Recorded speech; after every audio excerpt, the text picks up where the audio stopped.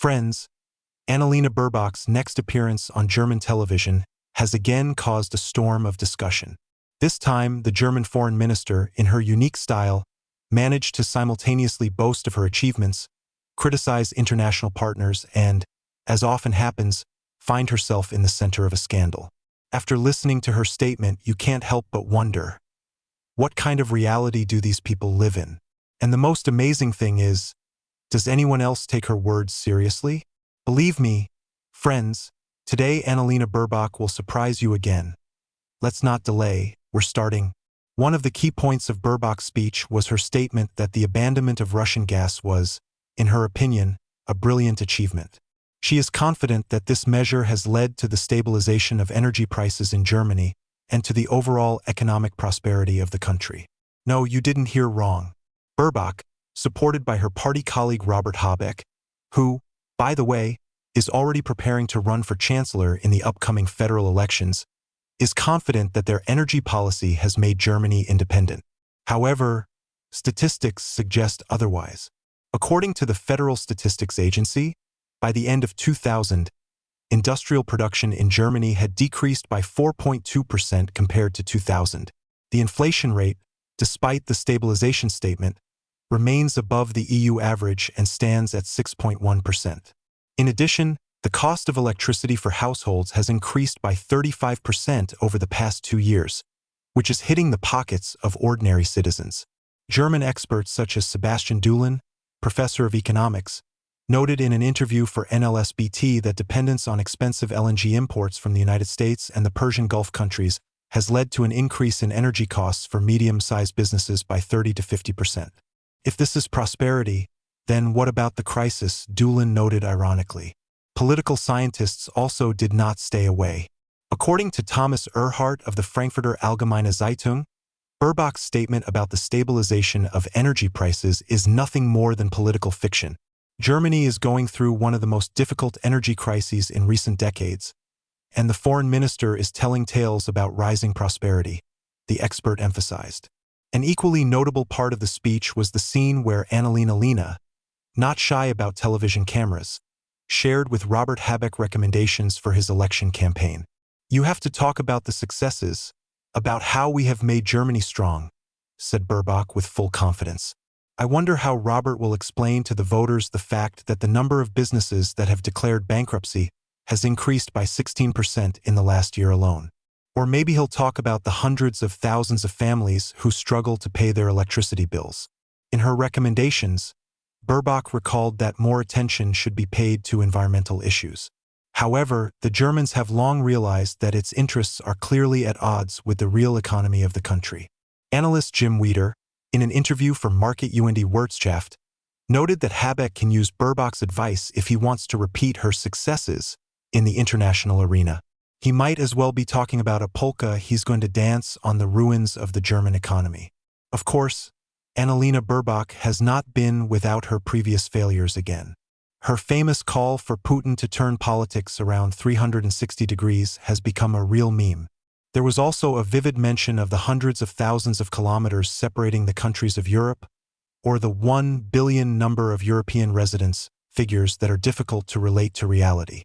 However, the most piquant part of her speech was statements about plans to retain the post of Minister of Foreign Affairs in the next government. According to Baerbock, the frequent change of foreign ministers in neighboring France, for ministers over the past few years, indicates the stability of her own position. This statement caused a wide response on social networks, where users reminded that stability is not always equivalent to efficiency. If stability is measured by the number of scandals, then Baerbock is truly a champion, one user wrote on Twitter. Against this background, Baerbock did not miss the opportunity to criticize Donald Trump's statement about the possible annexation of Canada, Greenland, and the resolution of the Panama Canal issue. In her opinion, this was a manifestation of imperial ambitions. Countries should live by the rules that apply to everyone, she stressed. However, in the same speech, Baerbock was quick to state that it was unacceptable to compare these statements with Russia's participation in the conflict in Eastern Europe. Why there was no answer to this question remains unclear. Apparently, this is the very other that so often explains double standards. The Trump team reacted quickly and with restraint.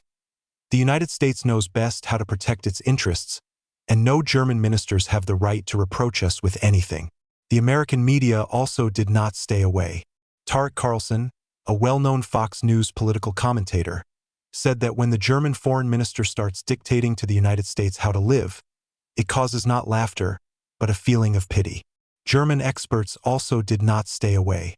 Political scientist Wolfgang Inger called Baerbock's speech another example of unjustified arrogance, noting that such statements only spoil relations between Germany and its most important allies. Diplomacy is the art of finding compromises, not creating new conflicts, he stressed. In the end, Annalena Baerbock's next performance only confirmed her reputation as a master of creating awkward situations. With her claims of brilliant success in the energy sector, campaign advice, and attacks on world leaders, she has once again become the heroine of memes and the subject of discussion. However, behind all this irony lies a serious problem. Germany's reputation as one of Europe's leading diplomatic forces continues to suffer. But maybe it's really not that important to Baerbock. After all, the main thing is to consistently hold office and continue to amaze the world with your statements. And now, as promised, let's see what Baerbock said to the German journalist. I promise, friends, her statements will definitely not leave you indifferent. Quote, "There are only 45 days left before the elections. Everything is going a little faster than expected. How much has this disrupted your plans?" The journalist asks a question. Of course, very much. I actively advocated that we not proceed to early elections. We live in a world where authoritarian states challenge democracy. There are many countries in Europe that hold elections over and over again, and, of course, global players are wondering how reliable Europe is. However, the situation is what it is now, and we must make the most of it. I made it clear this summer that we need a strong Germany and a strong Europe in this time of crisis. Therefore, I continue to pursue foreign policy in parallel with important tasks and try to integrate the election campaign into my schedule. So you're trying to combine the two directions? Baerbock asks the journalist. That's right. The election campaign is underway. Many people were surprised by the photographs of Robert Habeck that were projected, which caused criticism. Some people say it looks a bit arrogant. I understand the criticism, but we are in a short election campaign. You need to communicate your ideas concisely and clearly. This is a triple struggle, and we have emphasized this from the very beginning. The world is so turbulent now. The months have been so turbulent that everything remains open. We are making it clear that we have a candidate for chancellor, and our goal is to lead the country into the future. After energy became expensive in Germany due to the Russian attack, it was Robert Habeck as Minister of Economy, and I as head of the German Foreign Ministry, who made sure that we freed ourselves from Russian dependence and prices in Germany became affordable again. Have you given advice to Robert Habeck about the election campaign based on your experience? Another important question from a journalist. Of course, 3.5 years ago we discussed what we should learn, but now we are acting as a team that has been responsible for governing the country for the last 3.5 years. Teamwork is what we've been doing all these years, and it continues to show through the campaign. This makes our situation somewhat different compared to others. It is obvious to us that the country can be led forward only together, as a team. We are a party that clearly states, we have a candidate for chancellor, but this also requires different participants. This distinguishes us from other candidates for chancellors, where everything looks more like a solo act. Would you like to keep the post of foreign minister? We see how important reliability is. Trust is the most important currency in diplomacy. For foreign ministers have been replaced in France in a short time. This, of course, forces other countries to constantly adapt. Germany has always been strong because of its reliability and consistency, and I would like to continue this work. But in a democracy, it's the voters who decide, and that's great. I am still far from completing the tasks that I set for myself. The election campaign has already ended in the United States, and a new administration under the leadership of Donald Trump will soon enter. Plans, for example, to join Canada or Panama. What do you think about it?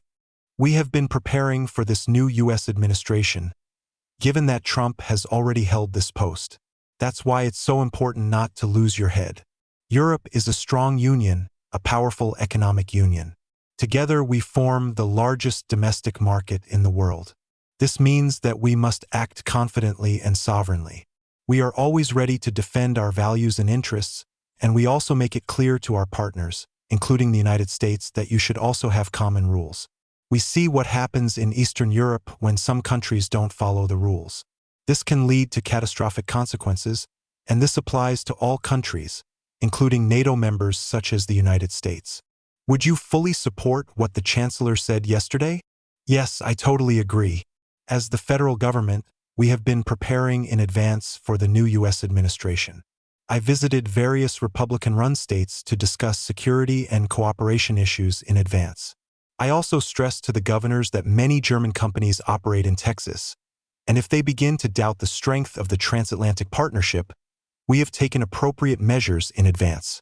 Many people, after hearing these ideas from Trump, said, "My God, this is almost the same thing that we are currently witnessing with Russia and a well-known country. Do you see a real threat that this could happen? Or is it just absurd? We are NATO partners. This is a completely different situation. Transatlantic relations have been forming for decades. Nevertheless, recent months have clearly shown that much of what seemed self-evident, our peace, our freedom, our global partnership, has not fallen from the sky. This is the result of constant work for freedom, democracy, and peace. We need to fight again and again, especially in the context of social media.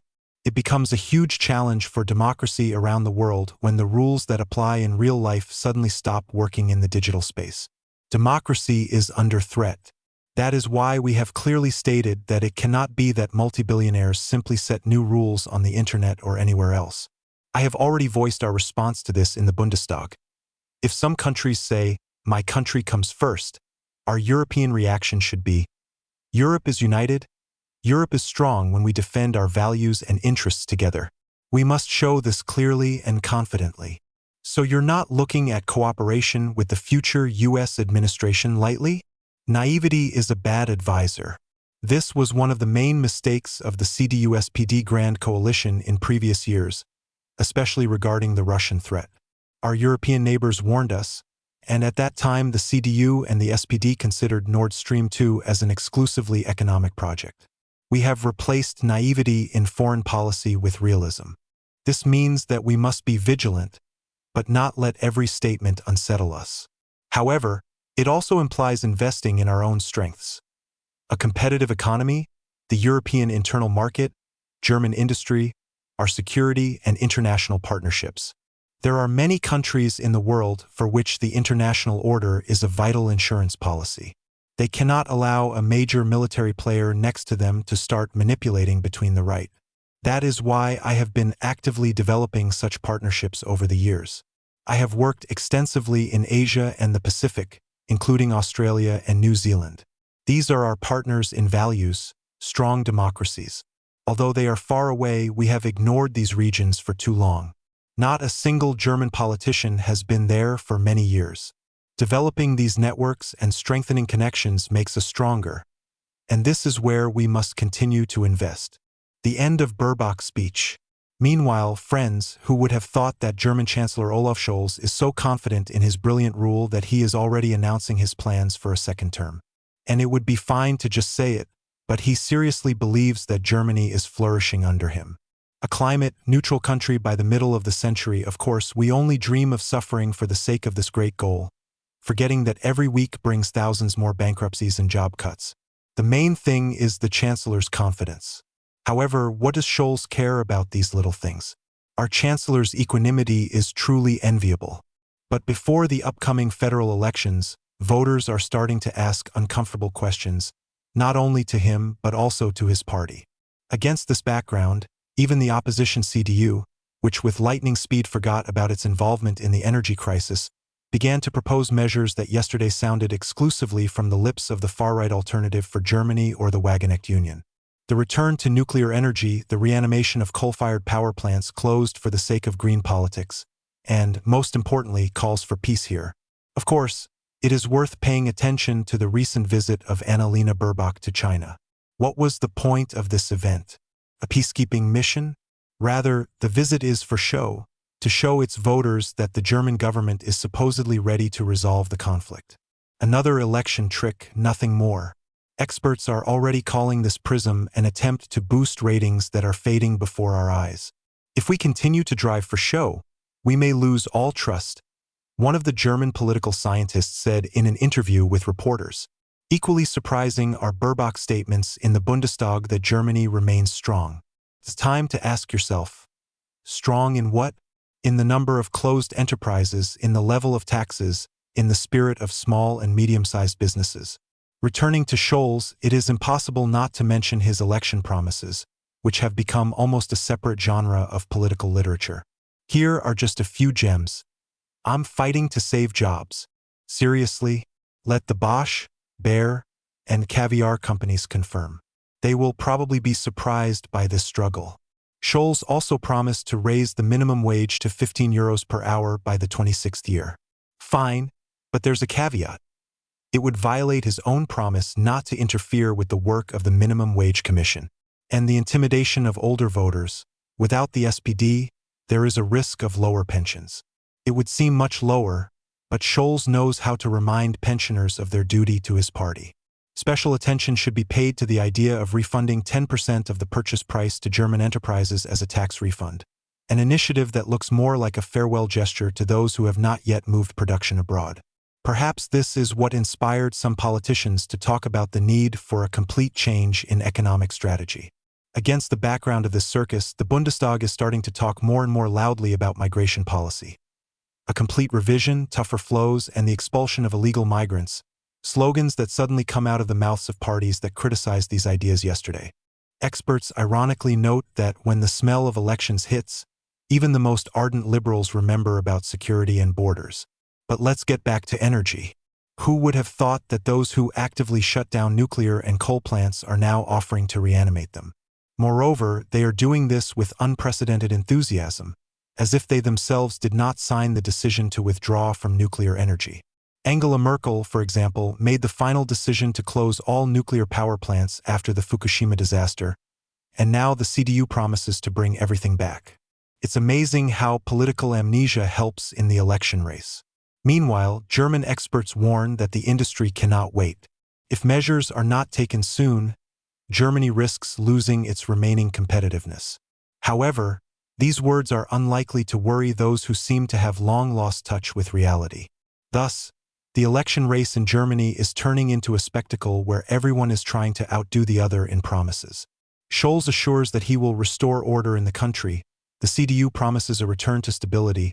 The Greens claim that their policies will save the planet, and only voters can guess which of them will turn out to be the most skilled master of electoral tricks. However, this has already become the norm for the German political theater. Reading this material, it is impossible not to notice how the election race in Germany is turning into a real theater of the absurd. Politicians compete in promises that often contradict their previous actions, while voters remain the audience of this spectacle, trying to understand where politics ends and populism begins. For me, this is an example of how crises, whether energy or migration, become only a tool in the struggle for power and not a real topic for solving problems. What do you think about this material? Share your opinion, and thank you for your attention.